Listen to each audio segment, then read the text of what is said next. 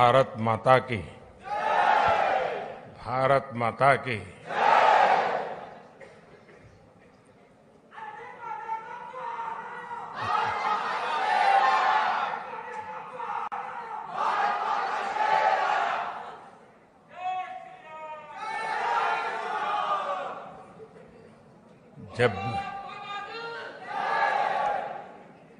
जब भी मैं जापान आता हूं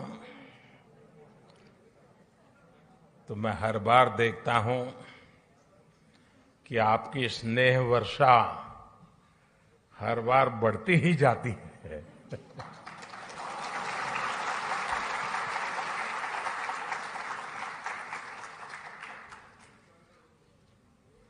आप में से कई साथी ऐसे हैं जो अनेक वर्षों से यहां बसे हुए हैं। जापान की भाषा, यहां की वेशभूषा, कल्चर, खानपान एक प्रकार से आपके जीवन का भी हिस्सा बन गया है। और हिस्सा बनने का एक कारण ये भी है कि भारतीय समुदाय के संस्कार समावेशक रहे हैं, लेकिन साथ साथ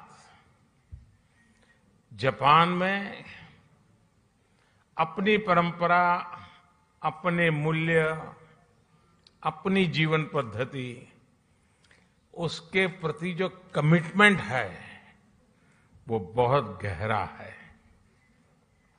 और इस दोनों का मिलन हुआ है, इसलिए स्वाभाविक रूप से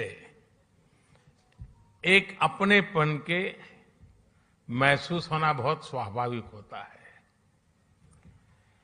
साथियों, आप यहां रहे हैं, काफी लोग आप लोग यहां बस गए हैं। मैं जानता हूं कईयों ने यहां शादी भी कर ली है।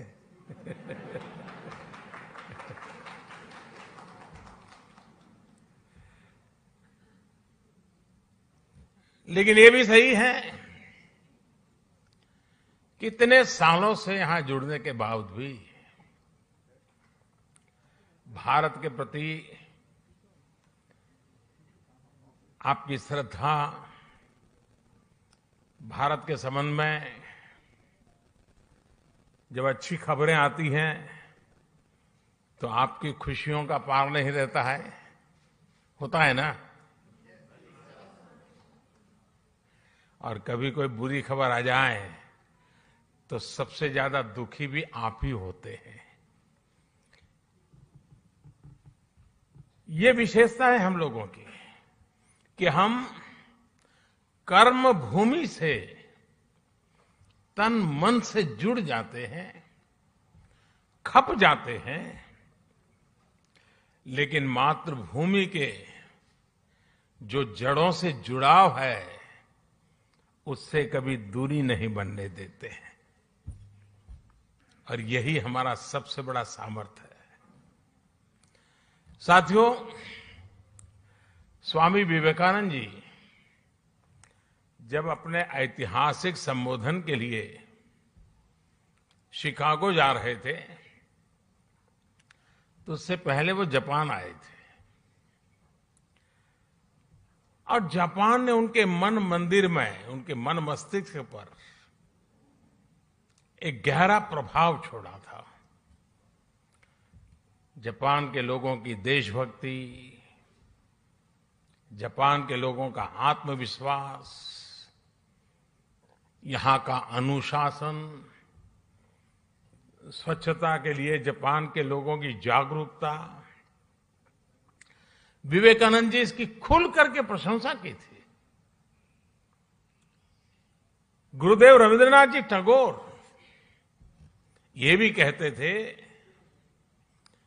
जापान एक ऐसा देश है जो एक ही साथ प्राचीन भी है और आधुनिक भी है।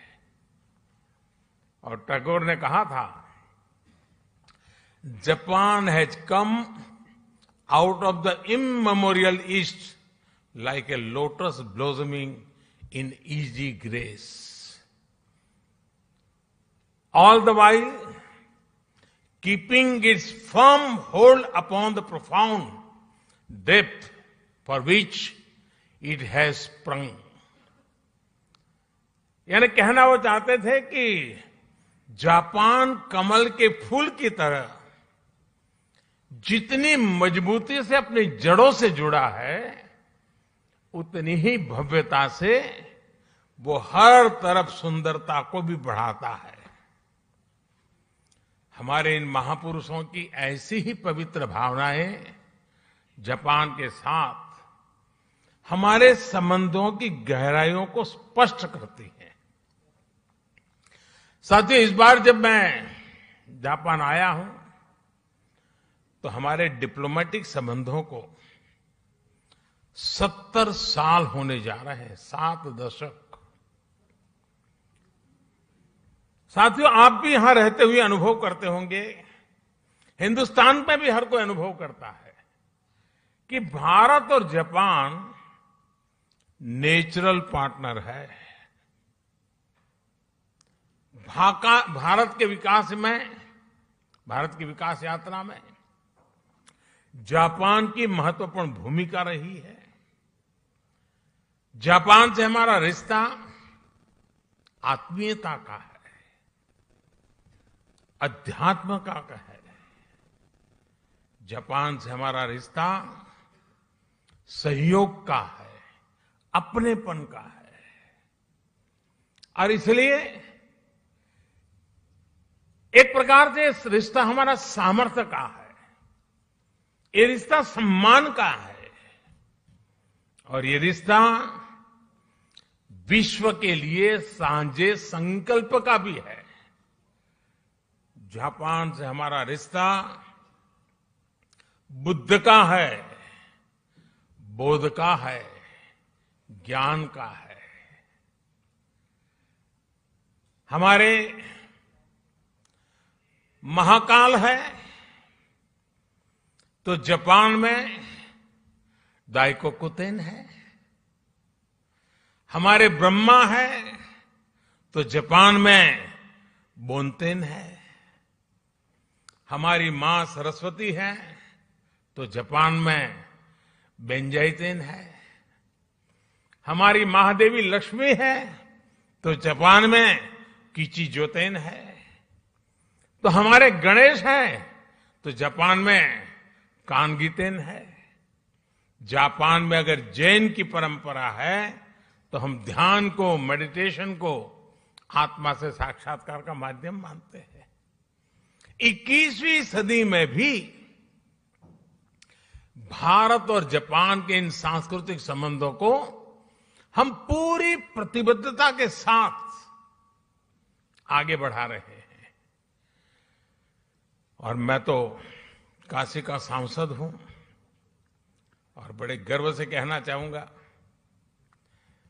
कि जापान के पूर्व प्रधानमंत्री श्री आबे जब काशी आए थे तब उन्होंने एक बहुत बढ़िया सौगात काशी को दी।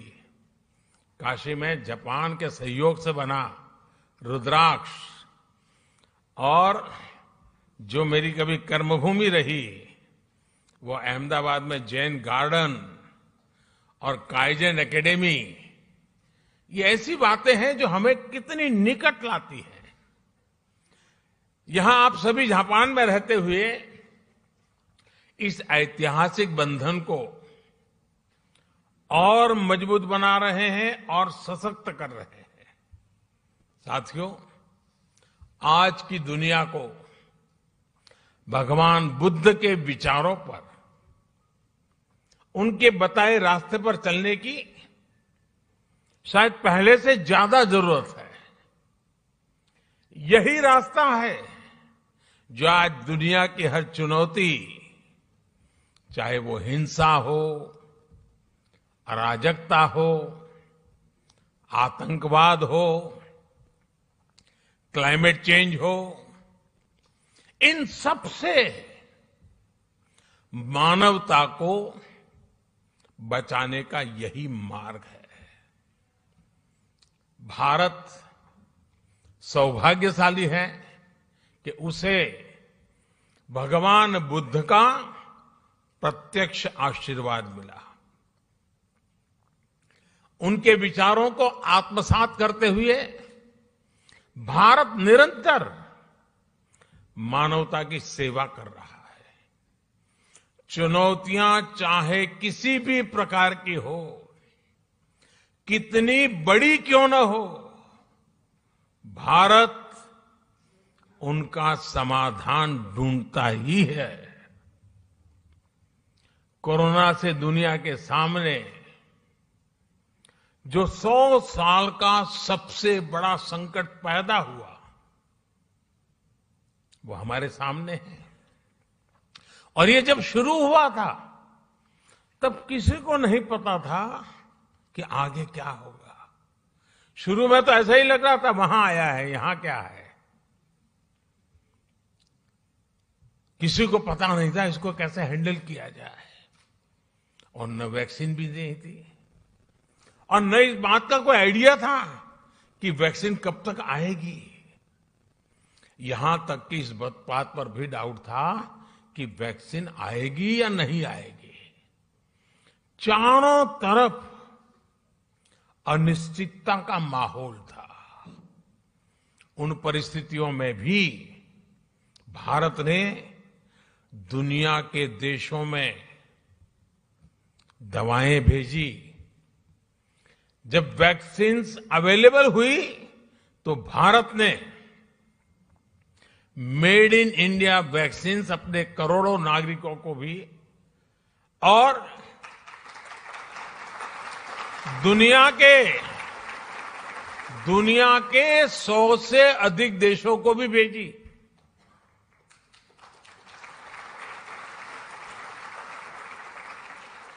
साथियों, अपनी स्वास्थ्य सेवाओं को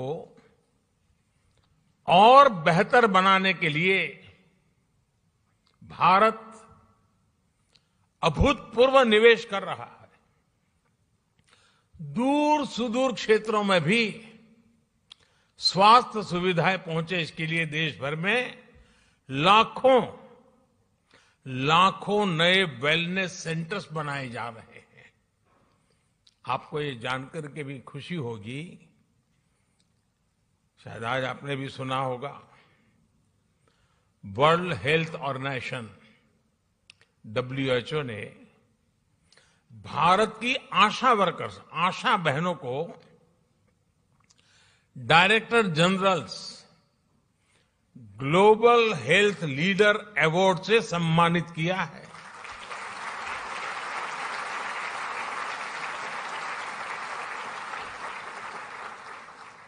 भारत की लाखों आशा बहनें मैटरनल केयर से लेकर के वैक्सीनेशन तक, पोषण से लेकर के स्वच्छता तक देश के स्वास्थ्य अभियान को गति दे रही है। और गांव के अंदर मैं आज जापान की धरती से हमारी सभी आशा वर्कर बहनों को हृदय से बहुत बहुत बधाई देता हूं, उनको सैल्यूट करता हूं।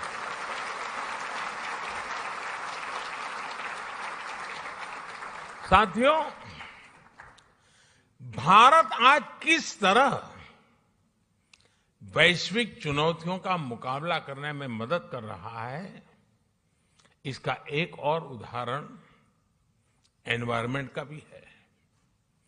आज क्लाइमेट चेंज विश्व के सामने मौजूद एक महत्वपूर्ण संकट बन गया है। हमने भारत में इस चुनौती को देखा भी और उस चुनौती से स्थायी समाधान के लिए रास्ते भी खोजने की दिशा में हम आगे बढ़े। भारत ने 2070 तक नेट जीरो के लिए कमिट किया है।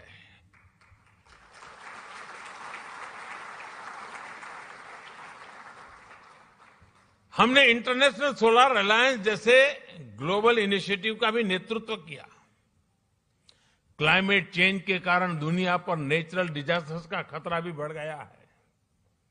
इन डिजास्टर्स के खतरों को, उनके प्रदूषण के दुष्प्रभावों को जापान के लोगों से ज्यादा बेहतर और कौन समझ सकता है।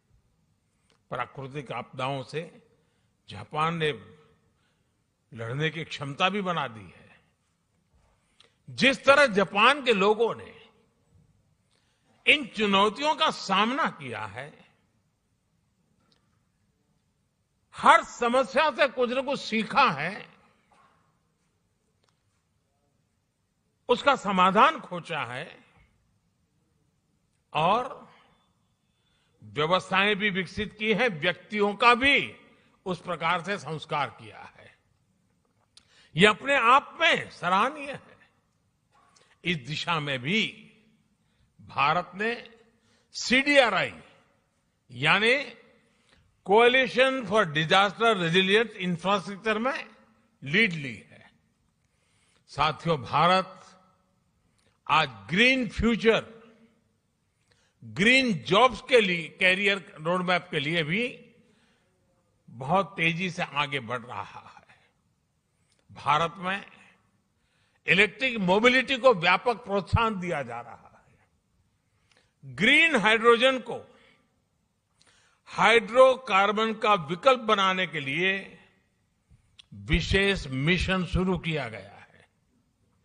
बायोफ्यूल से जुड़ी रिसर्च और इंफ्रास्ट्रक्चर के निर्माण पर बहुत बड़े स्केल पर काम चल रहा है।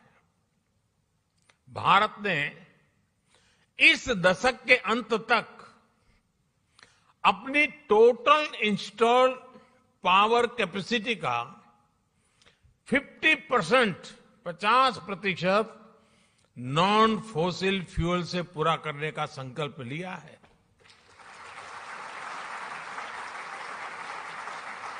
साथियों, समस्याओं के समाधान को लेकर भारतीयों का जो ये आत्मविश्वास है,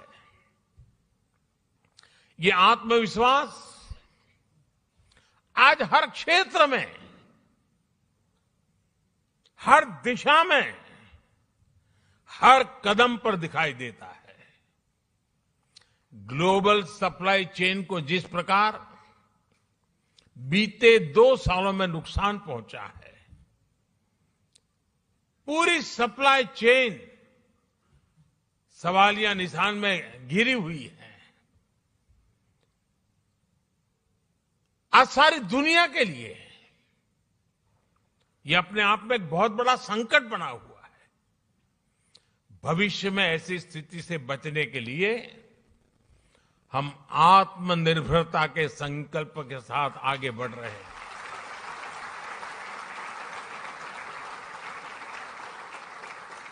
और आत्मनिर्भरता का ये हमारा संकल्प सिर्फ भारत के लिए है ऐसा नहीं है। ये एक stable, trusted global supply chain के लिए भी बहुत बड़ा इन्वेस्टमेंट है। आज पूरी दुनिया को यह एहसास हो रहा है कि जिस स्पीड और स्केल पर भारत काम कर सकता है वो अभूतपूर्व है। दुनिया को आज ये भी दिख रहा है कि जिस स्केल पर भारत अपनी इंफ्रास्ट्रक्चर और इंस्टीट्यूशनल कैपेसिटी बिल्डिंग उस पर जो जोर दे रहा है यह भी अभूतपूर्व है।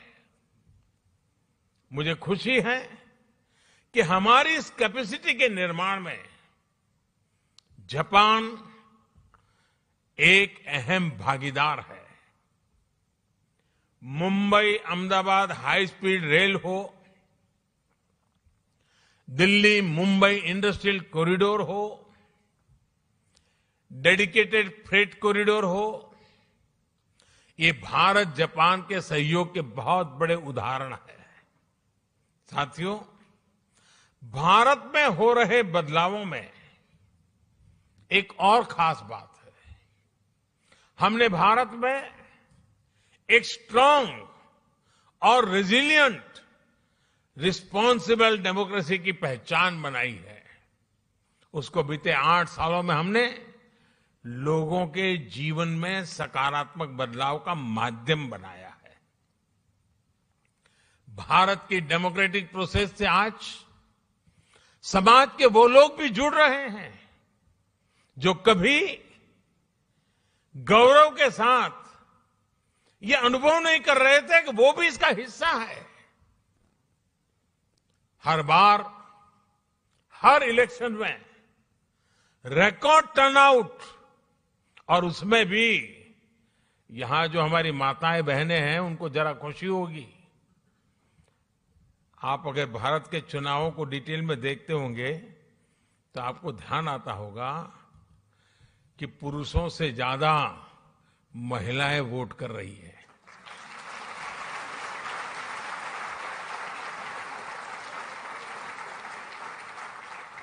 ये इस बात का प्रमाण है कि भारत में डेमोक्रेसी सामान्य से सामान्य नागरिकों के हकों के प्रति कितनी सजग है, कितनी समर्पित है और हर नागरिक को कितना सामर्थ्यवान बनाती है। साथियों, मूल सुविधाओं के साथ साथ हम भारत के एस्पिरेशन को भी नई बुलंदी दे रहे हैं, नया आयाम दे रहे हैं। भारत में इंक्लूसिवनेस का, लीकेज प्रूफ गवर्नेंस का, यानी एक ऐसी डिलीवरी व्यवस्था, टेक्नोलॉजी का भरपूर उपयोग करते हुए एक ऐसे मैकेनिज्म को विस्तार किया जा रहा है ताकि जो जिस चीज का हकदार है वो बिना मुसीबतें, बिना कोई सिफारिश को, बिना कोई करप्शन किए अपने हक को प्राप्त कर सकता है, और उसमें हम पूरी ताकत से जुटे हुए हैं।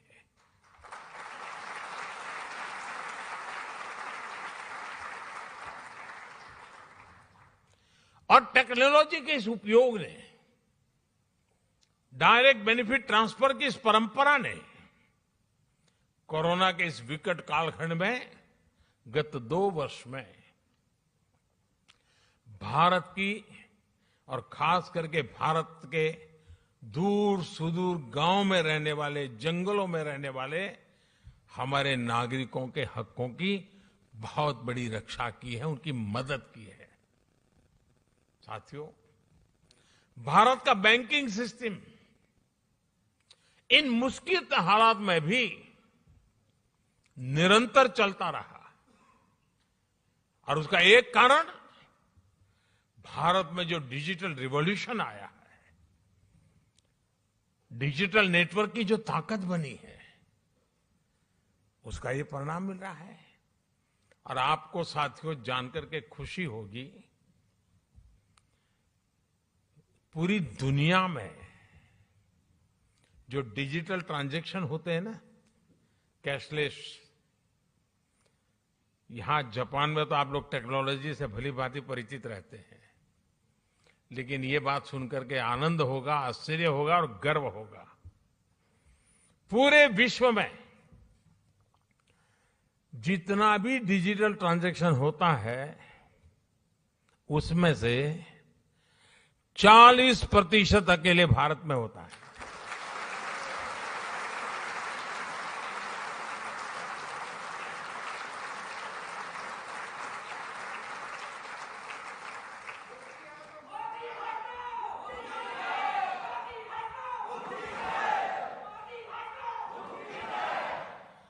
कोरोना के शुरुआती दिनों में जब सब बंद था,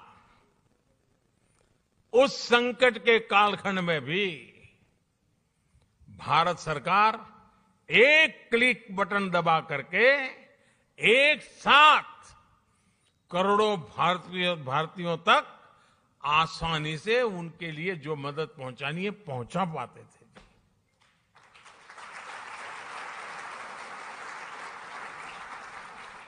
और जिसके लिए मदद तय थी उसी को मिली समय पर मिली और इस संकट से जूझने का उसे सामर्थ्य भी मिला। भारत में आज सही मायने में पीपल लेड गवर्नेंस काम कर रही है। गवर्नेंस का यही मॉडल डिलीवरी को एफिशिएंट बना रहा है। यही डेमोक्रेसी पर निरंतर मजबूत होते विश्वास का सबसे बड़ा कारण है। साथियों, आज जब भारत आजादी के 75 साल मना रहा है, आजादी का अमृत महोत्सव मना रहा है, तो वो आने वाले 25 साल यानी आजादी के 100वें वर्ष तक हिंदुस्तान को हमें कहां पहुंचाना है, किस ऊंचाई को प्राप्त करना है, विश्व में हमारे झंडा कहां कहां कैसे कैसे गाड़ना है, आज हिंदुस्तान उस रोड मैप तैयार करने पर लगा हुआ है।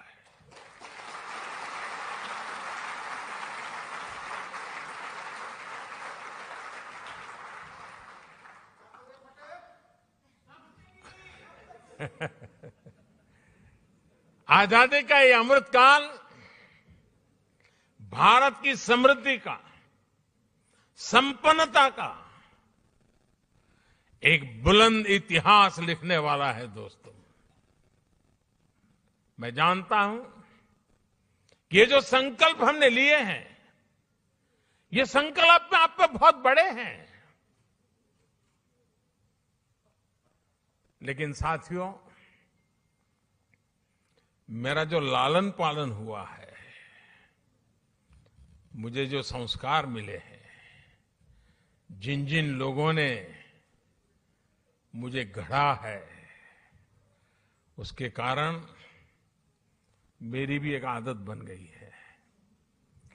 मुझे मक्खन पर लकीर करने में मजा नहीं आता है, मैं पत्थर पर लकीर करता हूं।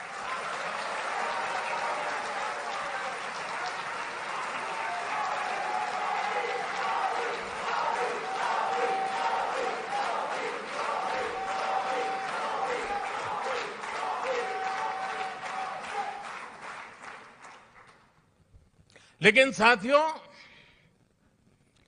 सवाल मोदी का नहीं है। आज हिंदुस्तान से 130 करोड़ लोग, और मैं जापान में बैठे हुए लोगों के भी आंखों में वही देख रहा हूं, आत्मविश्वास। 130 करोड़ देशवासियों का आत्मविश्वास, 130 करोड़ संकल्प, 130 करोड़ सपने, और इस 130 करोड़ सपनों को पूर्ण करने का ये विराट सामर्थ्य परिणाम निश्चित लेकर रहेगा। दोस्तों, हमारे सपनों का भारत हम देख के रहेंगे।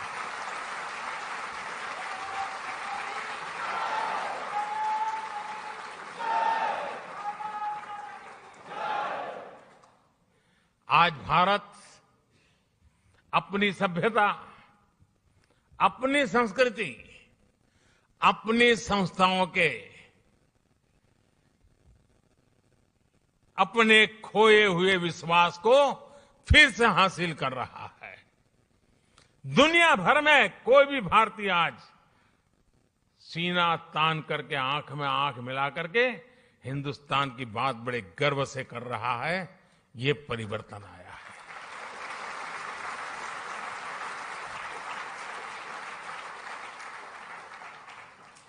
आज मुझे यहां आने से पहले भारत की महानताओं से प्रभावित कुछ लोग जो अपना जीवन खपा रहे हैं, ऐसे लोगों के दर्शन करने का मुझे मौका मिला,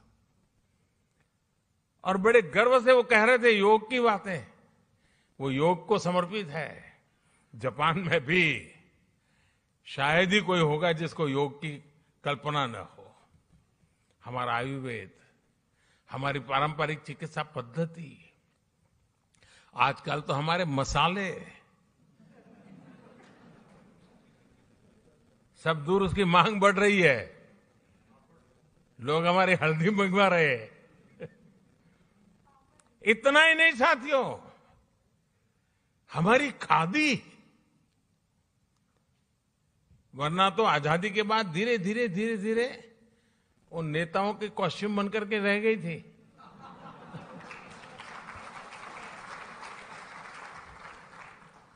आज उसका पुनर्जीवन हो गया है। खादी ग्लोबल बन रही है जी। यही तो भारत की बदलती हुई तस्वीर है दोस्तों। आज का भारत अपने अतीत को लेकर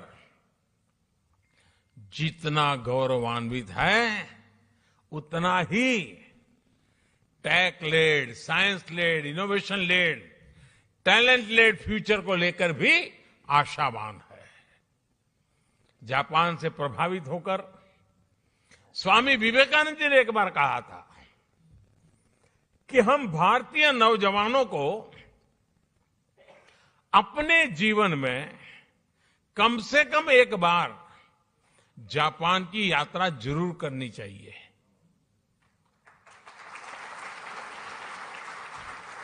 आप लोग ये वाक्य पढ़ करके आएंगे हो ऐसा मैं तो नहीं मानता हूं, लेकिन विवेकानंद जी ने भारत के लोगों को कहा था कि भाई एक बार देखकर तो आओ जापान है कैसा।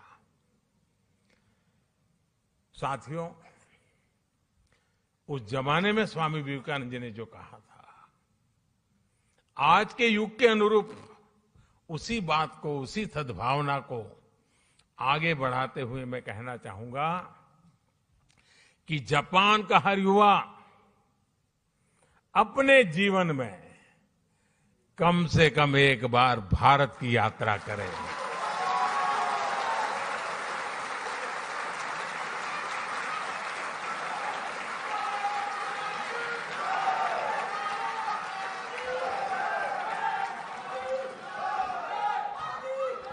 आपने अपनी स्किल से, अपने टैलेंट से, अपनी एंटरप्रेन्योरशिप से जापान की इस महान धरती को मंत्रमुग्ध किया है।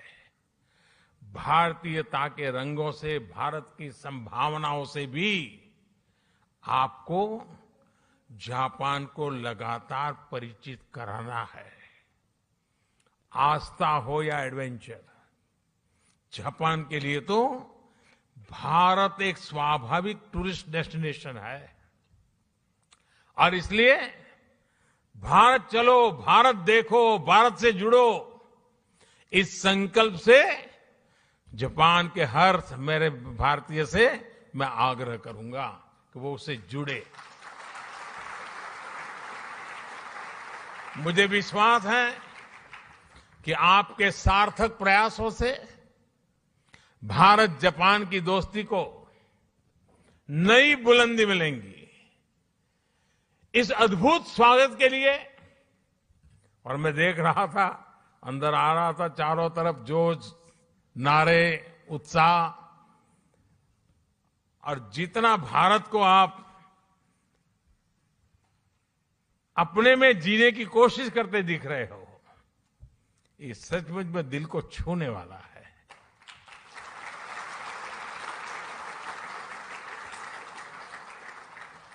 आपका ये प्यार, ये स्नेह हमेशा बना रहे।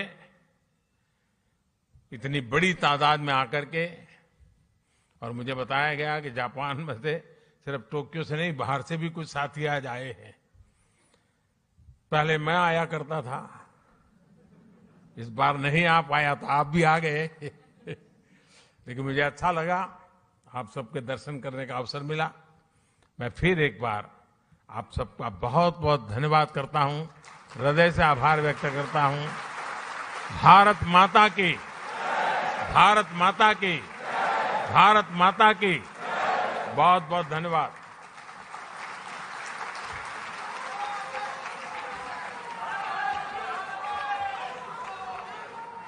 మీరు చూస్తున్నారు ఐ డ్రీమ్ న్యూస్ ని. Please subscribe I dreams.